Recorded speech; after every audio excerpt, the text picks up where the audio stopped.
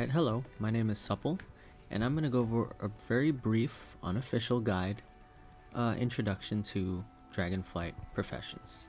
So I'm going to take this guide purely from the engineering standpoint. I think that the other professions are similar enough that you should understand it anyway. Alright, getting started, we're going to discuss base stats. Those are important, you should know about them. Your base skill is what's listed at the top here. You get this by crafting yellow, orange, or green recipes that give you skill ups, and it has a max usually at about 100. Aside from that, you have new stats now. The new stats are inspiration, resourcefulness, crafting speed, and multicraft. I'm not sure if the others have different ones, I believe they all have the same. What they each do is that inspiration gives you a percentage chance to be inspired, and when you craft it, you'll get a bonus skill that's applied to the end result. As you can read here, I have a 12% chance to be inspired, which means that I'll get 140 bonus skill when I craft the item. Resourcefulness gives me a percentage chance to use fewer tradable reagents. That's any reagents that you can put on the auction house or that aren't sold bound. Any of these that say the blue in the blue text crafting reagent, I'll probably use less of them if I have a high resourcefulness stat. Crafting speed is pretty self-explanatory. That's pretty much just how fast it takes to make the item from when you click the create button. And multi-craft is unique in that it lets you create more of items that give you multiple. For example, ever-burning blasting powder. You see the 1 to 2 here, I can make more of them if I craft it. It'll make, I don't know, 3, 4, 5, or even 6, depending on how lucky you get. Other items are susceptible to multi-craft, by the way, such as single items like this arc light capacitor. It does have a multi-craft chance, but it's not going to produce the same amount of items that you would get from an item that gives you 1 to 3, for example. I just have a chance to create 2 of them if my multi-craft procs. Alright, let's see the next thing. The next thing would be profession equipment. Now, profession equipment does modify those stats. Usually you'll have a helmet, gloves, and a tool that you can equip, and each of them give you different stats. For example, my helmet here gives me inspiration and multicraft. My gloves give me resourcefulness and crafting speed. And my tool gives me crafting speed and raw skill, plus engineering skill.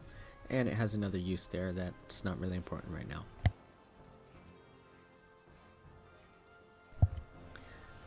Aside from that, we're going to talk about recipe requirements. When you're making something, you're going to see this box here. This box here is the most important piece of information you have, and it's very useful because all you have to do is hover your mouse over all the different stats. If you ever forget and want to remind yourself what they do, just hover your mouse over them and you'll see it. The very first thing you'll see is recipe difficulty. What recipe difficulty is that unlike in past expansions where you had to reach a certain skill level in order to craft an item, for example, you had to be level 50 skill to craft a certain type of bomb or something like that, where the skill that you had was synonymous with being able to just buy the recipe. In Dragonflight, it's no longer like that. In Dragonflight, if you have a recipe for something or you know how to make it, you're going to make it regardless if your skill is even 1. The only difference is that you're not going to make it at the best quality that it can be at. And quality is determined by recipe difficulty. This value that you see here tells you how much skill you need to have in order to make this at its maximum quality. That's level 5 quality, because I believe this goes up to 1, 2, 3, 4 diamonds, and then there's a 5th one that's like a platinum colored one. I could be wrong about how many qualities there are, but it's not important. But I need to be level 350 in order to make the maximum quality arc light capacitor available. The second one is skill. This tells you what your skill is when you craft the item. As you can see here, my skill is 230. You might be asking, that's kind of weird. Your skill up here is 78. How are you 230? Well, that's changed by a few things, mostly in specializations, and I'm going to get to that in just a moment. The very next thing would be inspiration, resourcefulness, crafting speed, multicraft, and then this bar here, which tells you what you can expect to produce. Based on your skill level, based on this skill level, it tells you what to expect the quality will be when you craft this item. Aside from that, you do have reagents and components that will change it. You can't see much of them on this item, but if I go to a piece of gear, for example these binoculars, you can see that I have different reagents here and reagents here. Now the reagents in this box for crafting details are a lot easier to discuss. These are very minimal changes that will do just a few simple things for you depending on what kind of profession you have. For me, the first one is always Illustrious Insight. It's an item that I can craft that gives me raw skill.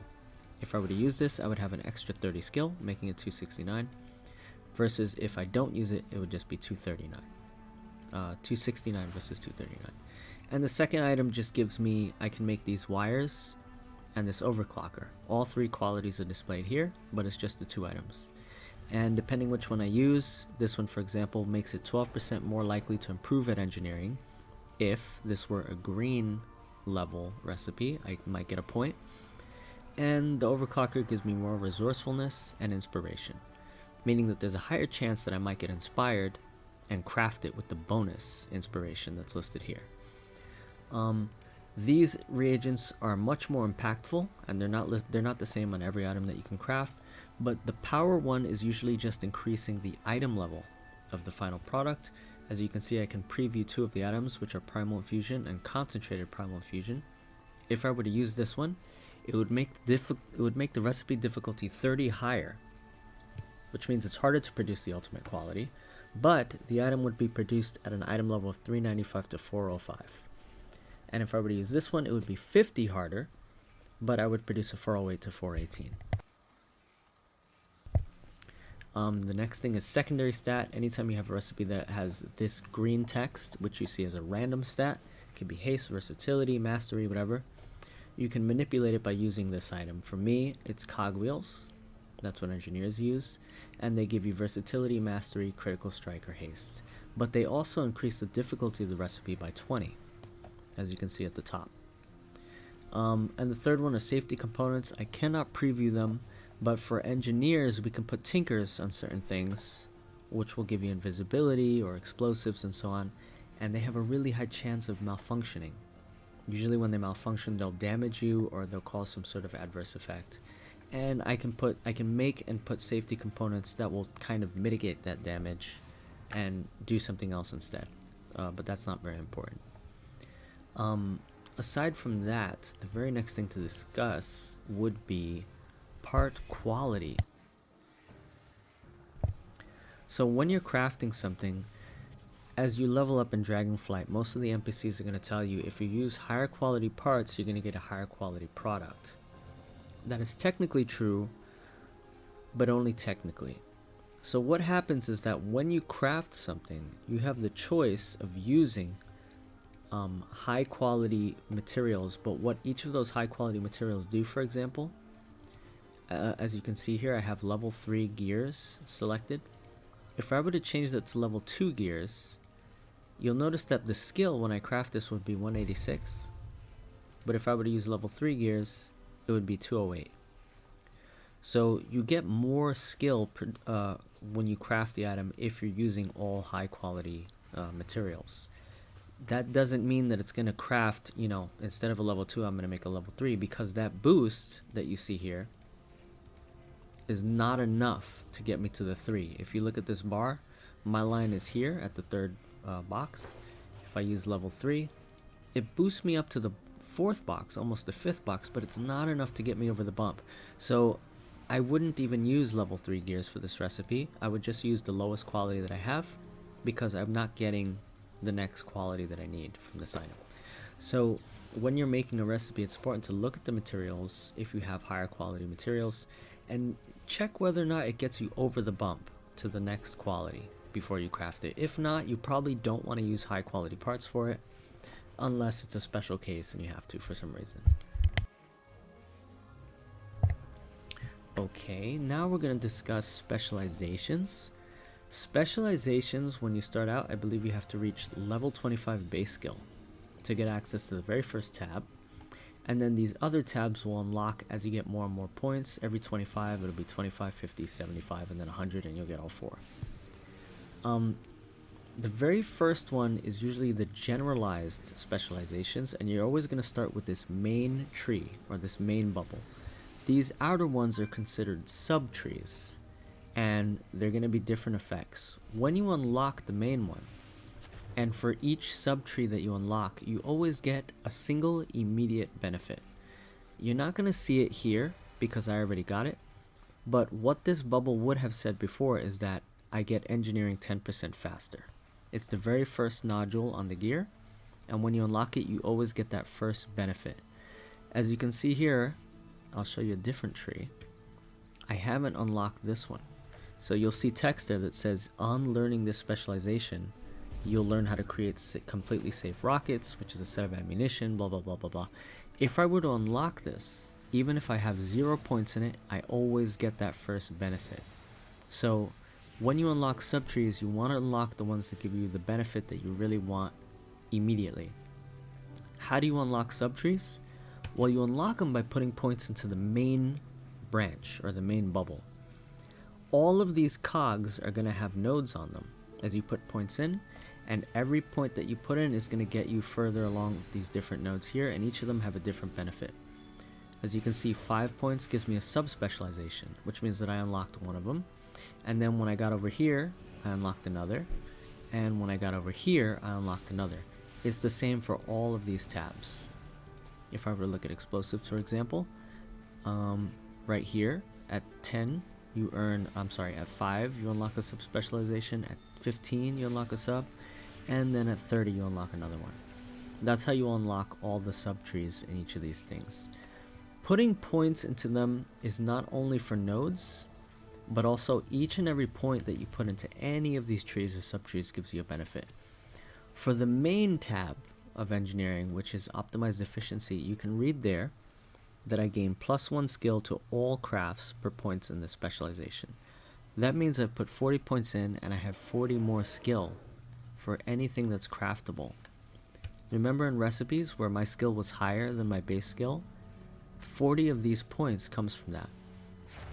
As you can see over here in this other subtree, generalist, this also gives me +1 skill for every point, and I have 40 points in there, so that's already +80 skill for anything that I can make as an engineer. Not all trees are going to give you +1 skill, just so you know. That you have to read them to see what they give you. For example, pieces and parts gives you +1 resourcefulness, and scrapper gives you 1% additional reagents whenever your resourcefulness procs in. Function over form, let's read this one. This gives you +1 skill only when you make equipment and enhancements. This one here gives you +1 inspiration. This one here gives you +1 inspiration for only crafts of gear.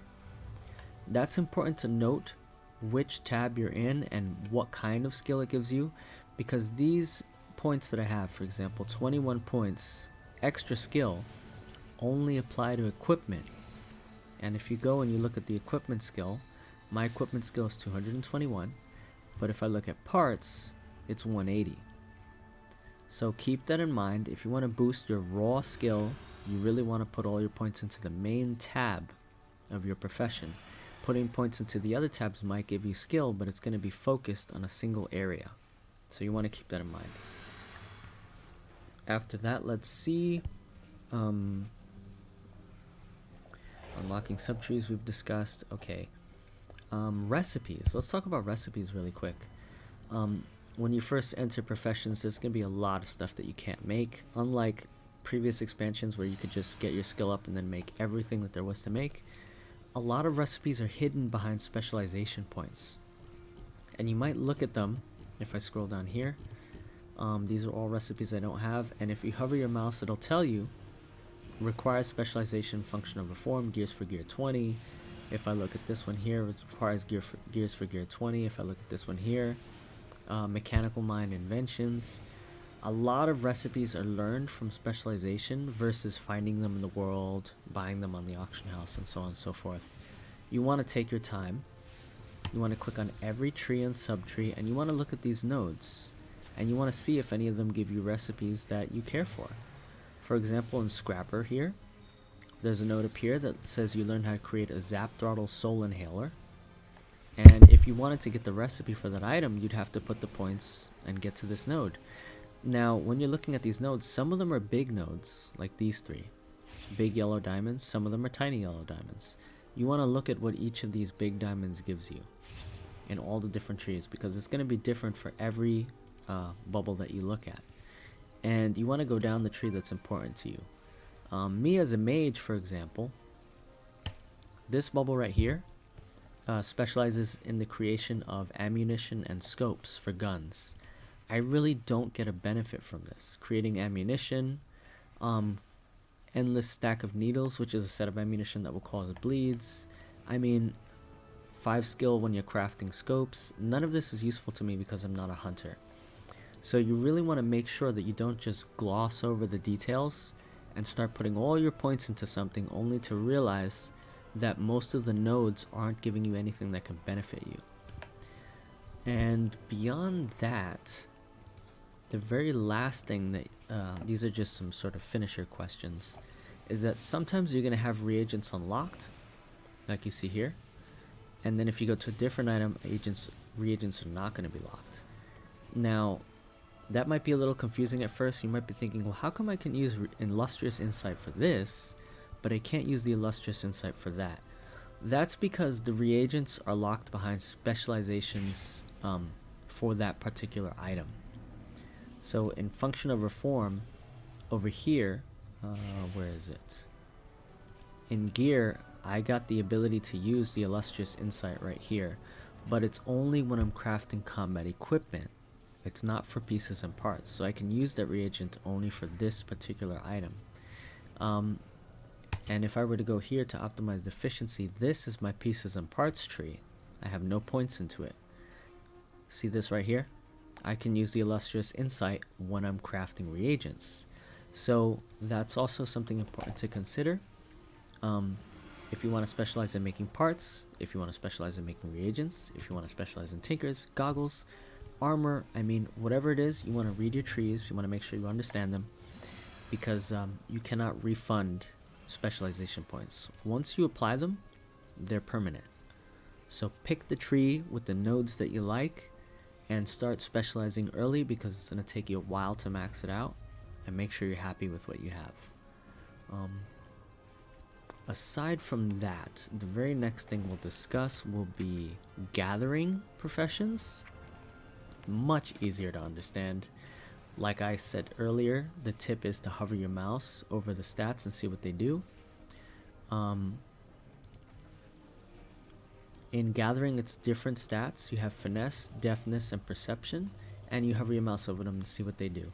Your finesse here, for example, is a percentage chance to find more of the reagent that you're mining. So if you're mining Ceravite, instead of getting 3 like someone else who just started DF, you might get 8, you might get 9, you might get 10, depending on how good your finesse is. Your deftness is how fast it takes you to mine it, and your perception is the ability to spot rare things when you're gathering. For example, Casgorite is an ore that has no what do you call them? No veins. There's no mining veins for Casgorite anywhere in Dragonflight. You find them through perception alone. As you're mining Ceravite and Draconium, sometimes you'll find a bit of Casgorite, and that's primarily where you get it, and that's primarily determined by perception. But yeah, that's pretty much it. Also, you have the skill, just like before. Your skill increases the quality of the items you gather. Depending on your skill is whether or not you're going to gather level 2, level 3 Ceravite, or level 2, level 3 Draconium, or level 2, level 3 Casgorite. But yes, gathering skills are very much easy to understand. You can just open the journal and look at all the stats. And of course, you have the 3 pieces of gear. Make sure you keep your gear upgraded to the highest item level that you can get. You can always place work orders for 358s or higher. And thank you for listening to my guide. I hope it helps you out. Thank you very much.